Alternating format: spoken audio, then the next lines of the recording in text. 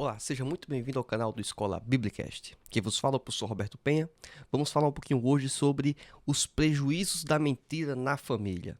Vamos não apenas falar, talvez, de uma questão de senso comum, obviamente falar que a mentira é algo errado, que é pecado. Vamos muito além disso. Vamos tratar sobre quando existe uma vivência, uma vida falsa, ou seja, uma vida que é uma mentira. Vamos trabalhar com um pano de fundo bíblico e também fazermos aqui algumas reflexões para as nossas vidas.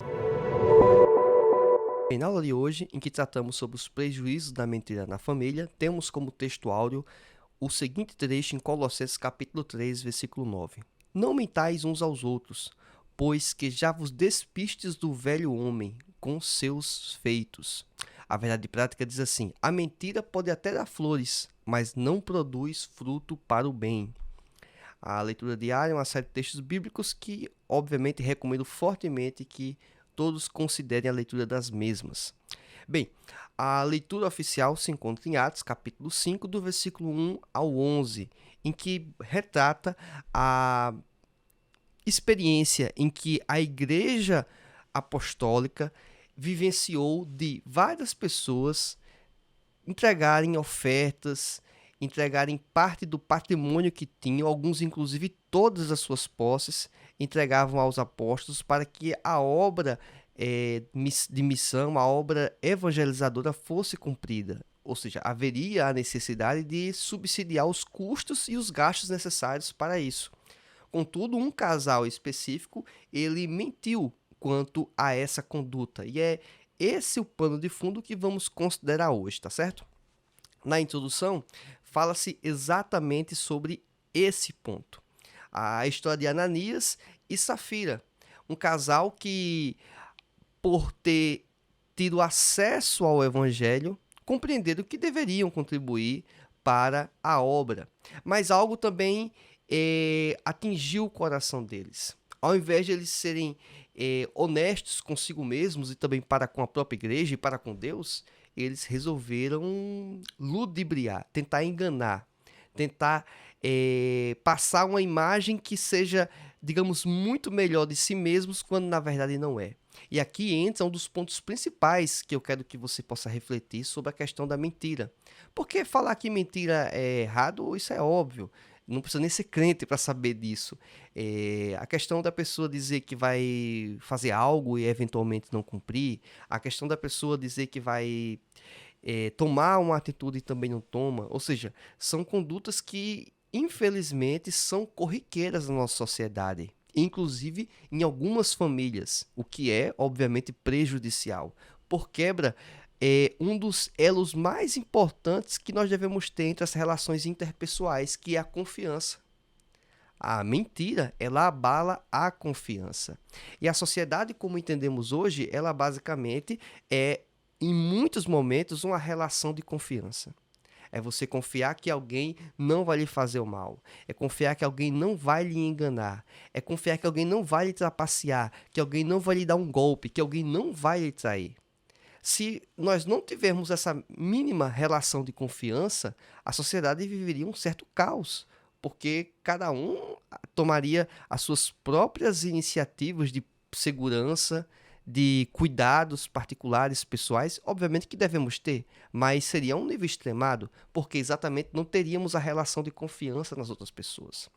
Ou seja, confiar inclusive em alguns momentos até no próprio poder público, nos poderes de segurança que existem, as polícias, por exemplo. Então, tudo isso é uma relação de confiança. Mas quando ocorre a mentira, quando ocorre o engano, a traição, aí sim, esse é um dos pontos mais emblemáticos que devemos ter cuidados, porque isso pode afetar duramente a nossa vida. E, obviamente, isso pode abalar as relações interpessoais. As relações familiares podem ser duramente abaladas. E, à medida que se quebra essa confiança, essa relação, talvez os relacionamentos nunca mais se tornem os mesmos. Ou seja, a confiança perdida, ela pode talvez nunca mais ser restabelecida. E o item 1 trata-se de uma questão interessante, uma conversão duvidosa. Por que fala-se duvidosa? Até porque não dá para afirmar que essa conversão inicialmente não foi verdadeira. Certo? Pode até ter sido honesta, verdadeira, mas no caminhar da vida de Ananias e Safira, eles tomaram uma atitude que foi muito equivocada. E para servir até de exemplo para a própria igreja, para aqueles que estavam em volta, Deus puniu de forma muito severa a conduta deles. Porque esse casal em que tinha inclusive certas posses, certos itens materiais, riquezas, eles poderiam simplesmente ter doado apenas uma parte, se assim o quisessem, e fossem honestos com essa atitude. Contudo, eles tentaram agir passando uma imagem que era muito melhor do que realmente eles eram. Porque imagina só uma pessoa que dá toda a sua riqueza para uma obra missionária. É algo realmente muito importante, muito interessante, surpreendente para muitos, lógico. E isso pode passar uma imagem daquela pessoa, poxa, como essa pessoa é fiel, como essa pessoa crê que Deus vai prover. Então, ou seja, passa uma imagem que na verdade não era. E era isso que Ananias e Safira tentaram passar com sua conduta. E perceba que eles estavam fazendo isso, talvez para passar essa boa imagem, ou talvez para não ficar atrás em relação à vida das outras pessoas, porque outras pessoas estavam fazendo honestamente e de forma verdadeira essa conduta. Então, esse foi um dos gatilhos que fez Ananias e Safira talvez agirem de maneira equivocada. Eles observaram ao lado, perceberam que outras pessoas estavam com a conduta ideal ou com conduta muito boa, e ele disse: não podemos ficar para trás. Temos que seguir esse caminho. E será que isso não acontece em nossas vidas, em alguns momentos, em que nós observamos a vida de outras pessoas, cumprimos até em redes sociais, como que já abordamos em lições passadas, e a pessoa diz: eu não posso ficar para trás. Eu tenho que dar um jeito de chegar nesse ponto. E aí a pessoa vive uma vida de mentira, uma vida de engano. Imagina só aquela pessoa, isso é relativamente comum do ponto de vista econômico e tal. Você olha uma pessoa que tem aparentemente certas posses, uma casa bonita, uma casa de praia, um veículo de luxo ou de alto padrão, e você diz: não posso ficar para trás, porque eu tenho que parecer também ser tão rico quanto aquela pessoa. E aí começa a questão da vida de engano, porque a pessoa tenta manter um padrão de vida em que na verdade não é a verdade, em que você não tem condições, você não está sendo honesto nem consigo mesmo. E aí a pessoa entra em caminhos que podem ser de desgraça, porque pode ter um alto endividamento, pode se fazer condutas que vão enganar, usurpar a riqueza de outros, golpes, desvio de recursos, sejam públicos ou até mesmo privados, para poder satisfazer esse interesse. Então perceba que a questão da mentira, ela não é um fato isolado, ela vem contaminada com outros elementos, com outros objetivos. E para atingir esses objetivos, muitas pessoas, uma parte delas pelo menos, arriscam a sua credibilidade, a sua relação de confiança abraçando a mentira, porque é um caminho que aparentemente é mais curto, você pode conseguir o objetivo de forma mais rápida, tentando exatamente enganar as pessoas. E isso também se aplica nas famílias, porque à medida em que a pessoa tem um objetivo de, entre aspas, ser feliz, ele pode partir da ideia que a família como ele tem hoje, ou a estrutura que ele tem hoje, não é o ideal, não é o melhor. E ele procura em outro ambiente, em outra circunstância, com outras pessoas, a realização dessa falsa felicidade. E aí entra a traição, aí entra o engano dentro do seio familiar. Aí também acontece, eventualmente, a questão entre pais e filhos, em que o filho, talvez acuado ou com receio de uma punição dos pais, um castigo, o não acesso a algo que seja muito legal para ele percebe que talvez mentir seria um caminho mais curto para atingir o objetivo final, que seria enganar os pais. E os pais, não sabendo a verdade, não eventualmente vão punir eles. E com esse caminho, ele consegue alcançar o seu grande objetivo, não ser pego. E, mais uma vez, a mentira entra dentro da família. E à medida que o pai ou a mãe descobre, e alguns até brincam, né, que a mãe tem um sexto sentido para essas coisas principalmente, E alguns até mencionam, né? Tem até casos, já vi testemunhos de que Deus revela para a mãe algo que o filho estava fazendo, ou seja, coisa de crente mesmo, né? E aí abala a confiança, né, da mãe para com o filho, porque percebe que aquele filho está agindo com mentira. Primeira coisa importante também a mencionar é pensar que ninguém vai mentir, em hipótese alguma, em nenhum momento. Isso também é um engano, isso já é uma mentira se alguém falar isso. Mas nós não podemos viver uma vida de mentira. Esse é o grande ponto que eu quero apresentar para os irmãos. Não viver uma vida de mentira, esse é o grande ponto. Viver uma vida correta, uma vida íntegra, uma vida verdadeira, transparente. E quando eu falo aqui verdadeira, transparente e evitar mentira, eu não estou falando aqui de você não manter sua privacidade. Não, não é isso. Não estou falando de uma questão de privacidade. Mantenha a sua privacidade, é importante, inclusive para com o mundo externo em muitos momentos. Mas você não pode viver uma vida de mentira. Você não pode manter uma vida de mentira para com a sua própria família. Você pode, cada um dentro do ambiente familiar, vai ter o seu nível de privacidade, tá certo? Isso é absolutamente normal, mas não viver uma vida de mentira e de engano dentro desse ambiente, tá certo? É você ser honesto consigo mesmo, com seus pares e com o próprio Deus. Esse é o importante. Item 3 do tópico 1 fala sobre a inveja e a hipocrisia de Ananias e Safira. Isso se deu porque eles mentiram, fingiram dar todo o dinheiro para a igreja. Eles não precisavam fazer isso. Bastavam dizer que estavam entregando 10%, 30%, 50%, 80%. E pronto, isso ia ser uma maravilha, porque eles estavam contribuindo para a obra. Mas poderia pousar, né, a pessoa, né, aparecer como uma pessoa muito mais bem intencionada, uma pessoa com mais desprendimento material, algo que poderia impressionar mais pessoas. Então, caminhar nesse sentido. Obviamente, um grande equívoco, um grande problema, afetou aí essas pessoas próximas a elas, porque elas viram o que poderia acontecer com quem mentisse. Afetou, inclusive, elas porque elas estavam sendo enganadas por esse casal. Passaram a imagem de algo que eles não eram. Tópico 4. Quando a mentira e o engano enchem os corações. É interessante o trecho que se encontra em Atos, capítulo 5, versículo 3 ao 4, em que Pedro ele menciona o seguinte: Ananias, porque encheu Satanás o teu coração para que mentisses ao Espírito Santo e retivesses parte do preço da herdade, guardando-a não ficava para ti? E vendida não estava em teu poder?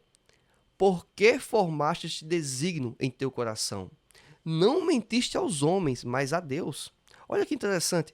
Lógico que a mentira foi para os homens, isso é evidente, né? Mas o que o apóstolo Pedro está querendo mencionar é que essa mentira, antes de ser aos homens, é ao próprio Deus, porque a Deus não se engana.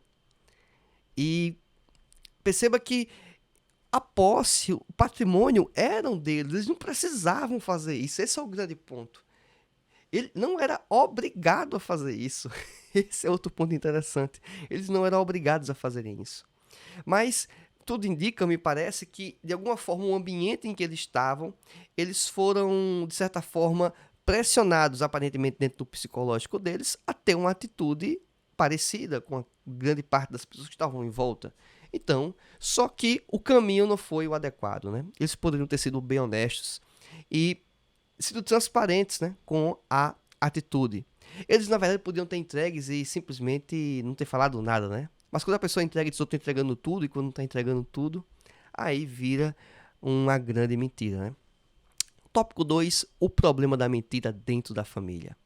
No item 1, a mentira produzida dentro da família. A questão de Ananias e Safira não é um fato isolado.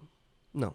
Na Bíblia existem vários momentos em que pessoas mentem, em que pessoas enganam, inclusive dentro das próprias famílias. Observamos lições passadas que tratamos sobre a vida de Davi, em que houve uma série de problemas dentro do seio familiar. E parte disso se deu com o quê? Exatamente com a questão da mentira. A pessoa com uma intenção equivocada, o meio-irmão de Tamar, ele ludibriou as pessoas próximas, ele enganou para poder alcançar um objetivo. Ou seja, ele mentiu não expôs o problema, que ele estava com a dificuldade, ele estava com sentimentos perversos, ele poderia simplesmente ter externado, ter pedido ajuda, mas não, ele preferiu mentir, enganar e consumar o ato. Perceba que a mentira foi um caminho para conseguir um objetivo. E não passa impune. Esse é um outro ponto muito importante. Alguém pode dizer que a mentira até dentro da família, mesmo que não seja considerada crime, errado para a sociedade, alguém pode pensar, erroneamente, lógico, que vai compensar a mentira. Não, a mentira não vai compensar.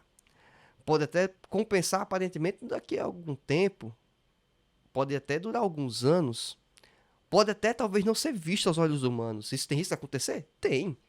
Mas aos olhos divinos isso não vai passar. E não tem como o homem escapar de Deus. Esse é o grande ponto. E o nosso comprometimento maior, lógico, tem que ser com as pessoas. Tem que ser com as pessoas. Não pode se negar isso. Mas não tem como fugir de Deus. Você pode até enganar as pessoas mais próximas a você, mas não a Deus. Eu posso enganar minha esposa, mas eu não posso enganar a Deus. Tá certo? Tudo bem que alguns não têm nem competência de enganar a própria esposa, né? Vamos dizer assim. Mas a Deus não se escapa, tá certo? Então, esse é o grande ponto. O filho não tem como enganar a Deus. O filho pode até enganar o pai, enganar a mãe, mas a Deus não engana. E as consequências, elas são eternas. Esse é o grande ponto. Perceba que a gente está falando aqui de uma questão que vai muito além de uma conduta isolada, e sim de viver uma vida de mentira. Esse é o grande ponto. Item 2. Quem faz uso da mentira está dominado pelo poder da carne. Exatamente esse ponto é muito interessante, porque o objetivo a ser atingido faz com que a pessoa entre nos caminhos mais perversos. E parte dessa fonte, como o próprio texto em João, capítulo 8, versículo 44 e 45 menciona, é uma das fontes, vamos dizer assim, né? Um dos caminhos a chegar é o próprio Satanás. Ele é o pai da mentira. Ele introduziu isso na sociedade. Isso no mundo foi uma escolha de Satanás. E que o ser humano, Adão, Eva, também passaram a praticar isso. E os descendentes deles. E nós, hoje em dia, infelizmente. Tópico 3. Protegendo a família da mentira e da hipocrisia. Cuidado contra os defeitos morais no lar. Quando permitem certos defeitos morais, como a prática da mentira, do fingimento e da hipocrisia dentro de um lar, essa família está fadada ao fracasso. Então, esse é um grande ponto. A depender da mentira, da vida que está se vivendo, uma vida dupla, tripla, você pode estar colocando fim a um relacionamento. Você pode estar colocando fim a um casamento.